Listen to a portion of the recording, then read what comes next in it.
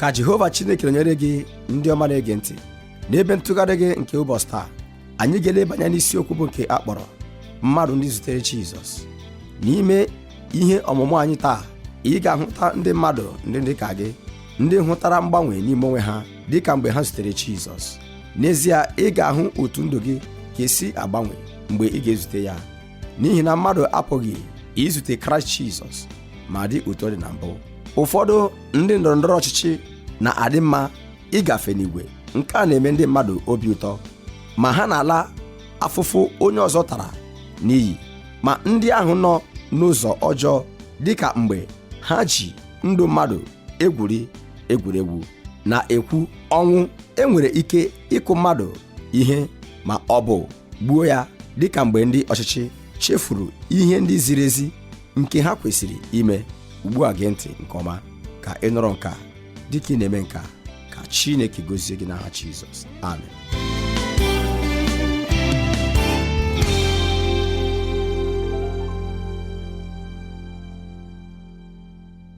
N'ụbọchị taa, n'usoro ọmụmụ ihe anyị mmadụ ndị zutere Jizọs, anyị ga-eleba anya n'isiokwu nke anyị kpọrọ Pontius Pilate. Anyị ga-ewere ọtụtụ ihe ọgụgụ ndị anyị ga-ahọpụta n'usoro ihe ọmụmụ anyị nke ndị mmadụ ndị zutere Jizọs. Anyị erutewo na nwoke a, onye bụ Pilate, onye ahụtara na ngụkọ nke ikpe nakwa mkpọgbu n'elu obe nke onye nwe anyị Jizọs. O soro n'otu n'ime ọtụtụ ndị mmadụ ndị anyị na-amaghị ọtụtụ ihe banyere ha site n'akwụkwọ nsọ. Anyị anụwo aha ya ọtụtụ mgbe, ma anyị amaghị onye ọ bụ, ma ọ bụkwanụ ebe ọ kwụnyere n'akụkọ a.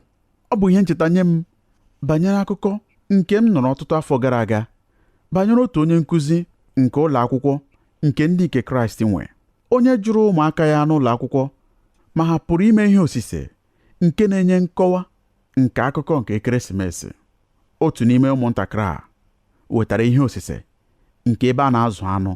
Ụfọdụ wetakwara ihe osise nke ndị amamihe ndị bịara ileta Jizọs. Ma otu ihe osise pụrụ iche site na ndị nke ọzọ niile, n'ihi na nke a na-egosi ihe osise nke ụgbọelu. N'ime ụgbọelu akwa, ị pụrụ ịhụta na e nwere ndị okenye abụọ n'azụ nakwa otu nwata. N'irukwa, e nwere otu onye na-akwọ ụgbọelu a. Mgbe onye nkụzi a hụrụ nke a, ọ gbara mbọ ka ọ ghọta ihe osise nke a na-achọ ịkọwa. N'ikpeazụ, ọ kpọrọ nwata wetara ihe osise a n'oche ya ma jụọkwa ya sị, n'ezie, aghọtaghị m ka ihe osise nke a jiri gbasa ekeresimesi ma ọlị. Kedu ka nke a siri gbasa akụkọ nke ọmụmụ Jizọs? Nwata ahụ na nzaghachi wee jụọ ya sị, ọ bụ na ị hụghị ndị okenye abụọ nọ n'azụ ụgbọelu a nakwa otu nwata so ha? Nke a bụ Mary nọ na Josef nakwa Jizọs. Ụgbọelu ọ bụkwanụ maka gịnị? Ọ sị ya, nke a bụ ụgbọelu ha jiri gbalaa obodo Ijipt. Otu a ka ha siri ruo Ijipt. Onye nkụzi wee sị ya, aghọta m ome nke ọma ugbu a. Ma onye bụkwa na onye nke anọ n'iru ụgbọelu a? Nwata ahụ wee sị ya, ewo, nke a bụ Pontius Pilate, nke pụtara Pontius, onye ọkwọ ụgbọelu. Nke a bụ ihe ụfọdụ n'ime anyị chetara banyere Pilate site n'akwụkwọ agba ọhụrụ. Ma achọrọ m ime ka anyị mara na ọ bụrụ na ikwu banye n'ime na ndụ nwoke a, ma meekwa nchọpụta banyere ihe niile nke ị pụrụ ịmụta banyere ya, ihe gbasara nwoke a agaghị atọ gị ụtọ ma ọlị, n'ihi na Pilate abụghị ezi mmadụ. Ọtụtụ n'ime ihe ndị anyị ga-amụta banyere ya dịka anyị na-amalite ihe ọmụmụ anyị nke taa bụ ihe ndị anyị nwetara site n'akụkọ ahaziri ahazi nke a kpọrọ history n'asụsụ Bekee, nakwa ihe odide nke nwoke a na-akpọ Josephus, nakwa ndị nhazi akụkọ ndị ọzọ n'oge ahụ.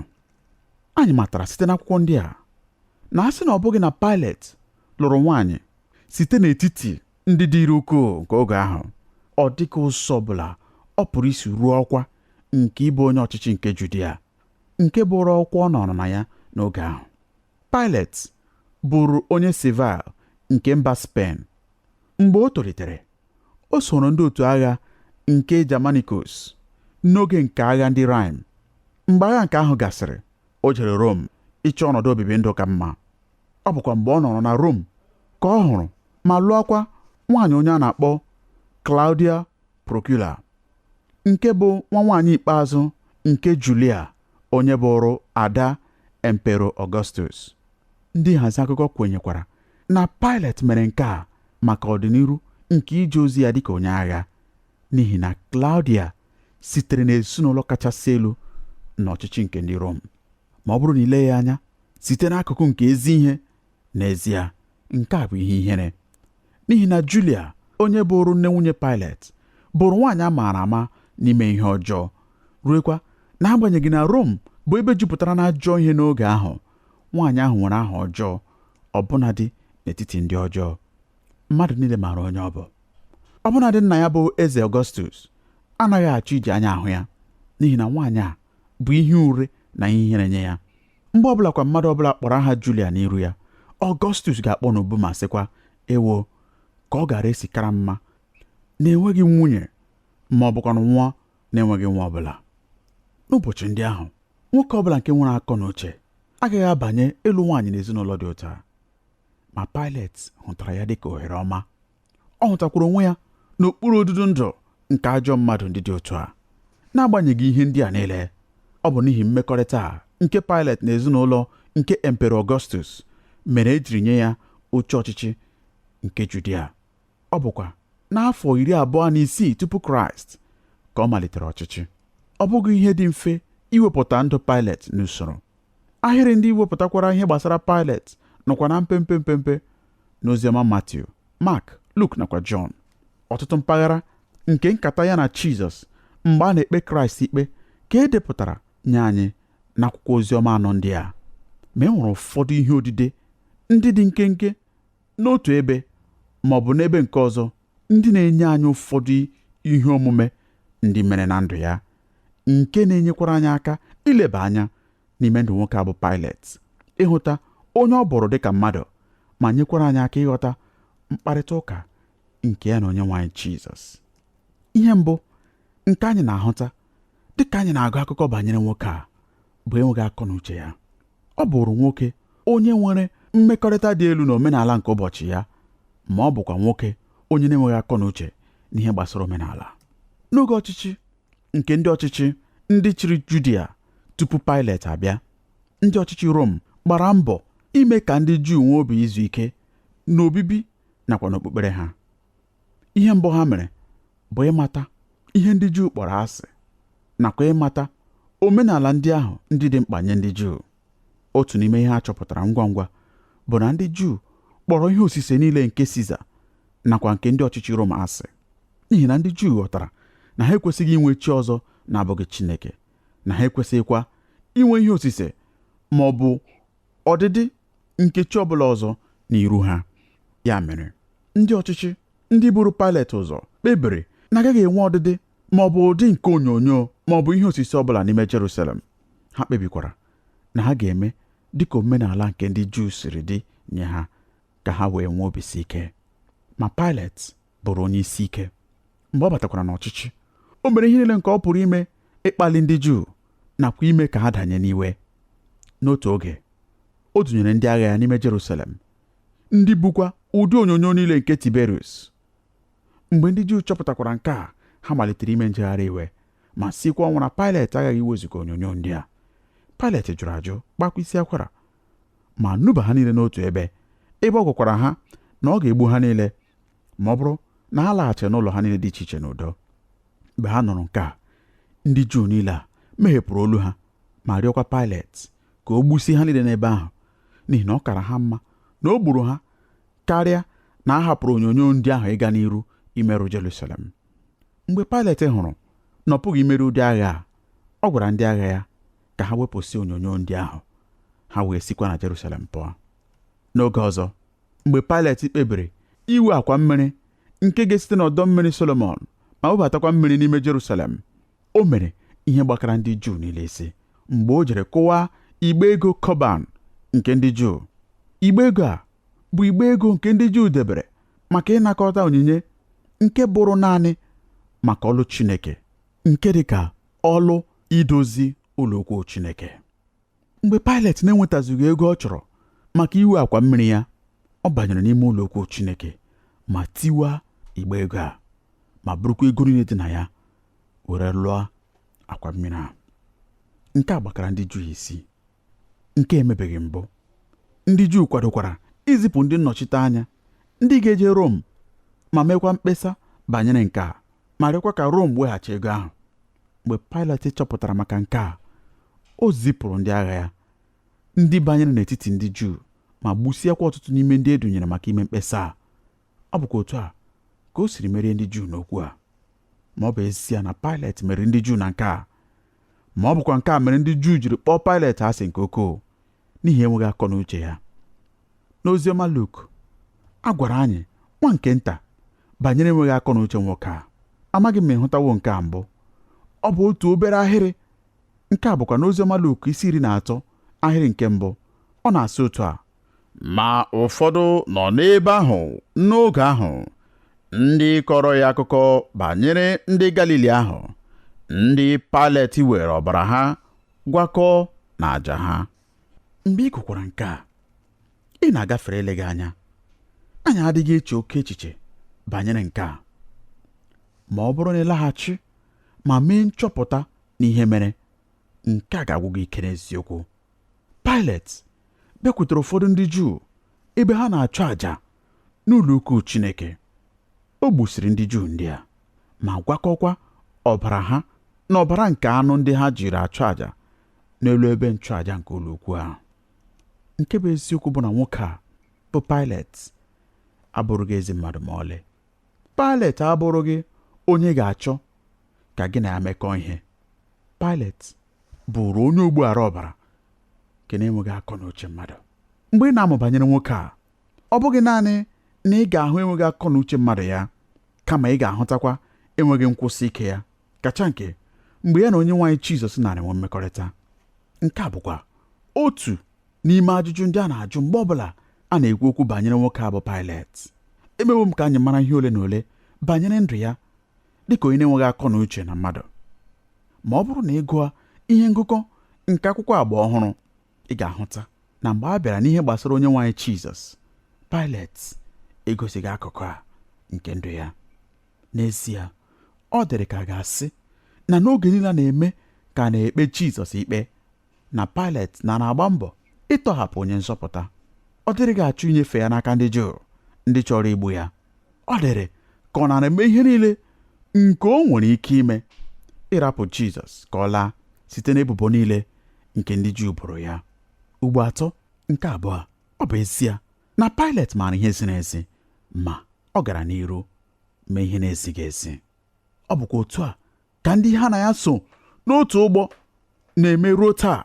Ndị enyi m, dịka onye mgbasa ozi ọma, ihe dị mkpa karịcha abụghị ihe anyị na-amaghị banyere ihe edere n'akwụkwọ nsọ, ma ọ bụ ihe anyị na-amaghị ma ọ dị mma ma ọ bụkwanụ ma ọ dị njọ. Ihe kachasị enye m nsogbu bụ na anyị na-ama ihe ziri ezi nakwa ihe na-ezighị ezi, ma anyị na-akpachara anya mee ihe bụ ihe anyị chọrọ, ọbụnadị dịka ndị otu ezinụlọ nke Chineke. Nsogbu abụghị ihe anyị maara nakwa ihe anyị na-amaghị. Nsogbu dị na ya bụ n'etiti ihe anyị maara nakwa ihe anyị na-eme. Nke a bụkwa ya bụ nsogbu Pilet. Malite na mbido nke mkparịta ụka nke ya na Jizọs, ị ga-ahụta na Pilet na eziokwu na-agba mgba. Nrọ nke nwunye ya rọrọ enyewo ya ozi nke o kwesịrị inweta. Site na agwa ya, ị ga-ahụta na ọ marawo na e nwere ihe nọ n'ebe ahụ. Ọ maara ihe ziri ezi nke o kwesịrị ime, ma o mere ihe nke na-ezighị ezi. Akwụkwọ nsọ gwakwara anyị n'oziọma Matiu isi 27 ahịrị nke 18. Ọ sịrị, n'ihi na ọ matara na ha raara ya rinye n'ihi ekworo. Ị hụrụ nke a? Pilet enweghị mgbagwoju anya ọbụla banyere nke a. Ọ maara. Nke a na-eme ka anyị mara na ọbụnadị n'ime ala obi Pilet, ọ maara ihe niile nke na-aga. Ọ ghọtara ihe na-eme, ma n'agbanyeghị nke a, ọ họrọ ime ihe na-esighị esi karịa ime ihe si n'ezi. Ekwenyere m na ọ bụ ụdị ndị dịka Pilet ga-ejupụtarịrị nne n'ọkụ ala mmụọ, mmadụ ndị maara ezi ihe ma họrọ ime ihe na-ezighị ezi. Nsogbu nke ọtụtụ n'ime anyị nwere taa abụghị ịghọta ihe ziri ezi. Anyị maara ihe ziri ezi, kama ọ bụ ime ihe ziri ezi. Ọ bụkwa ya mere James jiri kwuo n'akwụkwọ James, ọ sịrị, ya mere onye matara ime ihe ọma ma o meghị ya, ọ bụrụ onye ahụ mmehie. Pilet na-ewepụta oge ndị ahụ n'ime ndụ anyị niile. Eleghị anya oge dịka ugbu a n'ime ndụ nke gị onwe gị, mgbe ị maara ihe si n'ezi nke ị kwesịrị ime, ma anyị na-ahọrọ ime ihe nke na-ezighị ezi.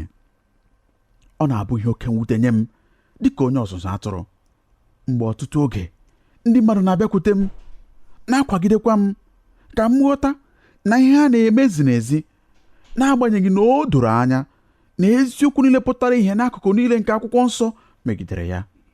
Ị pụrụ iwere oge niile nke ị nwere ma gosi ha eziokwu niile nke agba ochie nakwa eziokwu niile nke agba ọhụrụ nke akwụkwọ nsọ, ma kọwakwara ha nke a bụ ihe Chineke sịrị n'okwu ya, ma ha ga-asị gị, onye ọzụzụ atụrụ, ị gaghị aghọta, anyị ekpewe ekpere banyere nke a. Ana m agwakwa ha na nke a bụ ekpere na-abaghị uru ọbụla. Ọ bụ n'ihi gịnị ka ị ga-eji jekwuru Chineke na ekpere ịgwa ya ka ọ gọzie ihe ya onwe ya kwuru n'okwu ya na ọ bụ ihe arụ nye ya? Gị onwe gị ahụwokwa na ihe a bụ ihe o kwuru n'okwu ya, ịmakwa na ihe a bụ ihe arụ nye Chineke, ma ị na-ejekwurukwa Chineke na ekpere ịrịọ ya ka ọ gọzie ihe dị otu a. Chineke apụghị ịgọzi ihe ọbụla nke megidere okwu ya, nke ya onwe ya meworo ka ọ pụtara anyị ihe n'akwụkwọ nsọ ya. Mgbe ụfọdụ ị na-ana akụkọ banyere ndị mmadụ ndị na-ekonye aka n'elu mmehie ma gbakwa mbọ ime ka anyị hụta ya na ọ bụ uche Chineke nye ndụ ha, mgbe n'onweghị ụzọ ọbụla o siri daba adaba n'ụkpụrụ nke eziokwu nke okwu Chineke. Mgbe gị na ha na-akparịtakwa nkata, ị na-ahụta na n'ime ala obi ha, ha maara ihe ziri ezi, ha makwara na ihe ha na-eme ezighị ezi, ma ha kpebiri ma họrọkwa isoro ụzọ nke na-ezighị ezi. Ọ bụghị ihe dị ịtụnanya bụ ụdị nkọwa na mgbakọ nke anyị na-ewepụta mgbe anyị kpebiri ime ihe nke Chineke sịrị anyị emela. Mgbe ụfọdụ anyị pụrụ idegharị akwụkwọ nsọ n'otu anyasị. Anyị na-ewepụta ntụgharị ọhụrụ nke akwụkwọ nsọ nke na-enwebeghị onye ọbụla nụtụrụla ya mbụ, naanị ka anyị nwee ike mee ihe nke anyị maara na ozighị ezi. Pilet maara ihe si n'ezi, ma ọ họrọ ime ihe na-ezighị ezi.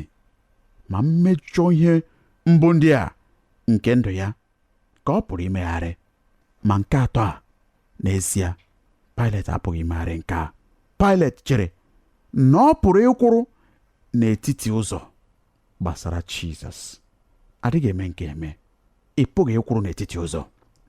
Akwụkwọ Matiu isi 27 ahịrị nke 24 siri otu a tinye ya, ọ sị, ma mgbe Pilet hụrụ na okwu ya abaghị n'ihe ọbụla kama n'ụzụ na-apụta, o were mmiri kwa aka ya abụọ n'iru igwe mmadụ ahụ sị, ikpe ọbara onye ezi omume a amaghị m, unu onwe unu lee nke ahụ. Pilet chere na site n'ime nke a na ya pụrụ ịsachapụ onwe ya kpamkpam site n'ike nke Kraịst Jizọs n'ime ndụ ya, na ọ pụrụ iguzoro n'etiti ụzọ. Ma ụmụnne m na ụmụnna m, enweghị etiti ụzọ. Ọ bụ ya onwe ya jụrụ ndị Juu ajụjụ ahụ.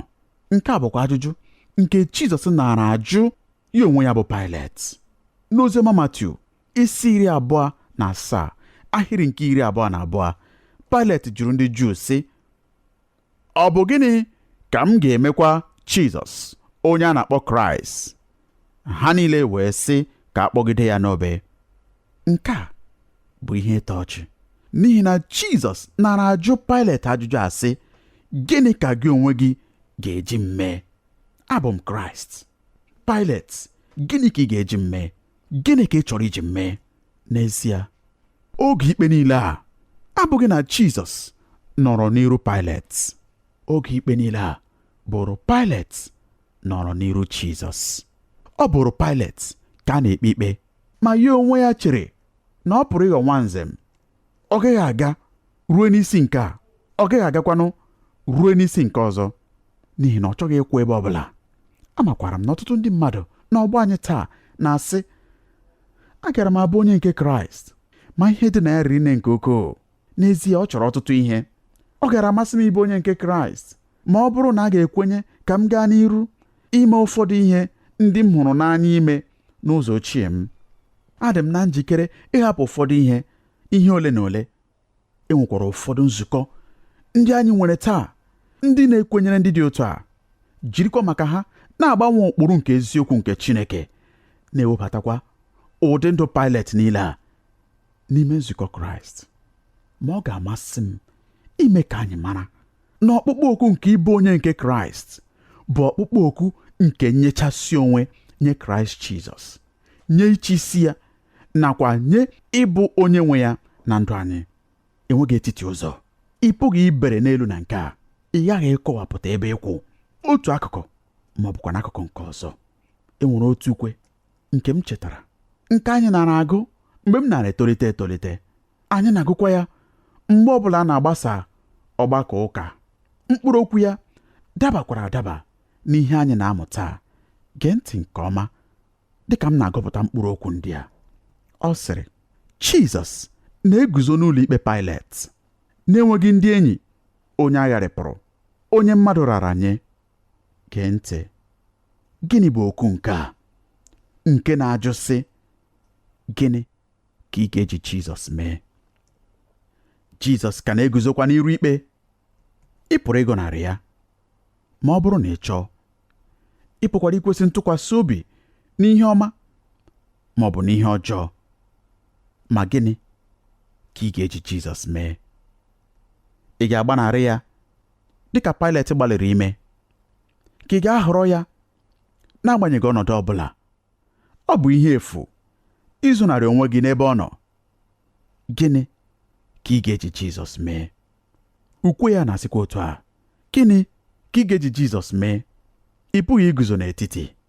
Otu ụbọchị obi gị ga-ajụ gị ajụjụ asị, gịnị ka ọ ga-eji m mee? Nke a bụ mkpụrụ ukwe nke abụ onye dere ya bụ Albert B. Simpson. Iguzo n'etiti bụ ihe a na-apụghị ime na nke a. Ọ bụrụ na ị na-eche sị, agaghị m abụ onye nke Kraịst, aga m ejisi ike na-eje n'ụlọ ụka, ma agaghị m ebi ndụ nke Kraịst, nke a bụ ihe a na-apụghị ime. N'ihi na mgbe ị kpebiri na ị gaghị anabata ya ma kwenye ka o bie ndụ n'ime gị, ịjụọ ya kpamkpam. Ọtụtụ mgbe ndị mmadụ na-ajụ m, e nwekwara ndị mere mkpebi na nnọkọ nke ọgbakọ oge gara aga? Ihe ha na-achọ ịjụ bụ, e nwekwara ndị pụtara ma nabata Kraịst? Mgbe ụfọdụ ọ na-amasị m ịza ha ajụjụ asị, n'ọgbakọ niile ebe ọ bụla ekwupụtara okwu Chineke, a na-enwe mkpebi. Ndị mmadụ na-eme mkpebi, ma anyị amaghị ihe mkpebi niile ndị a bụ. N'ihi na mgbe ị kpebiri na ị gaghị asị ee nye Jizọs, site na nke a n'ezie imewo mkpebi esi ya ee. Enweghị etiti ụzọ ebe ị ga-asị, chere ka m nọdụ ebe a ma chee ihe banyere ya. Naanị nhọrọ abụọ dị na ya bụ isi ee nye Jizọs, ma ọ bụkwa na isi ee nye ya. Mgbe ị jụrụ ịnabata ya, ịjụwo ya. Pilet na-echetara anyị na nke a bụ nkwarụ na agwa nke mmadụ. Naanị ụzọ a pụrụ iji gụọ gị na onye ikpe na-amaghị bụ naanị mgbe ị kwupụtara okwukwe gị n'ebe Kraịst Jizọs nọ, ma natakwa ndụ ebighị ebi. Ọ bụrụ na ị gbalịwo ka ị sachapụ aka gị n'ihe banyere Jizọs, nke a bụ mbọ nke na-enweghị uru. Ọ bụ ihe a na-apụghị ime. Ọ bụrụ na ị kwupụtaghị Kraịst Jizọs ma werekwa ndụ gị nye ya, ị pụghị ịbụ onye nke Kraịst. Ịbụ onye nke Kraịst abụghị mgbe ị banyere n'ime ụlọ ụka. Ịbụ onye nke Kraịst bụ mgbe ị matara onye Kraịst Jizọs bụ, site n'inye ya ọkpụkpọ oku pụrụ iche ka ọ bata n'ime ndụ gị ma gbagharakwa gị mmehie gị niile. N'otu oge ahụ, ị na-aghọkwa onye nke ya. Ọ bụrụ na ị chọrọ ọbụnadị ugbu a dịka ị na-ege ntị, ị pụrụ isi enye ya, ma ọ bụ agụ obi m ka esi ya ma ihe na-apụghị ime bụ isi onwe gị na ị chọrọ ohere iche banyere ya. Nke a bụ njehie nke Pilet, enweghị etiti ụzọ. Ọ bụrụ na ị nọnyereghị ya, ị na-emegide ya. Nke a bụ ọdịdị nke oziọma. Ọ pụrụ iche na ọkpụkpọ oku ya, ma ọ chọkwara nnyechasị onwe zuru oke. Ọ bụrụ na ị chọrọ ịnabata ya ugbu a dị ka onye nwe gị na onye nsọpụta gị, soro mkpe ekpere a. Ezi Chineke m, abụ m onye mmehie, emejokwala m gị ọtụtụ oge. Amaara m na onweghị mgbe ọbụla m pụrụ irute n'ogo ịdị nsọ nke gị onwe gị na-achọ.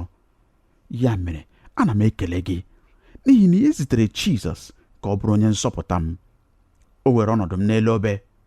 Nna, ekwenyere m na ọ kwụrụ ụgwọ nke m onwe m kwesịrị ịkwụ, nke m na-apụghị ịkwụ.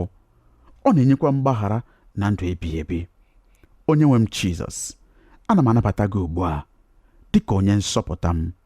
Ekele dịrị gị n'ihi ihe ị mere m nakwa ọbịbịa gị nke ị bịara ibi n'ime ndụ m.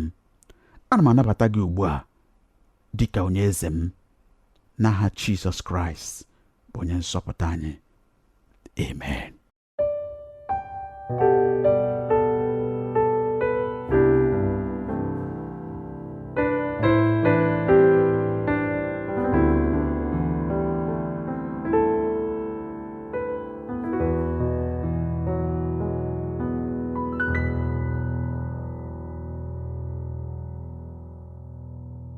Ekele m gị Igbo ndị ọma gere anyị ntị n'olu.